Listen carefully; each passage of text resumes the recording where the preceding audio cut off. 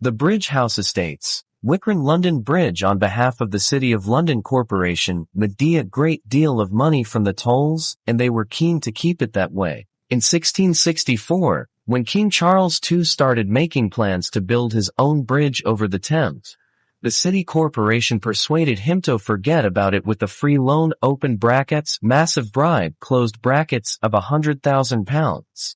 Despite the stronghold the city corporation strong held over the River London got on absolutely fine with just the one bridge because, rather bizarrely, most Londoners never used it. Unless you had a horse and cart full of heavy stuff, why bother using the expensive slow London Bridge when you can simply hop on a wherry? Wherries, pronounced wherries, were long, thin boats that could carry up to 5 people. The streets of London were so congested that a wherry was often the fastest way to get around town, whether you needed to cross the river or not. The men who rode the wherries, feuilletermen, were the taxi drivers of their day. They had to know the locations of all the stairs and the times when the tide came in and out.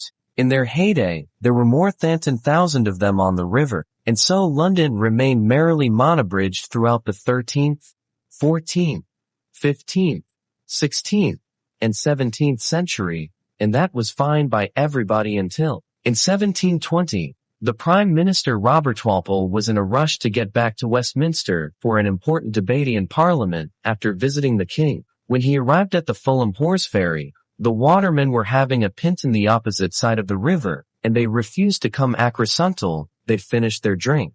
Walpole missed the debate, and from that day declared war on the river. This is all your fault. Walpole presented a bill to Parliament making the legislation to allow new bridges over the Thames for the first time whether the city corporation or the watermen liked it or not, which led to London finally getting its bridge number to right outside the Houses of Parliament. Westminster Bridge opened in 1750, bringing London Bridge's centuries-old monopoly to an end. Not everyone was happy about this.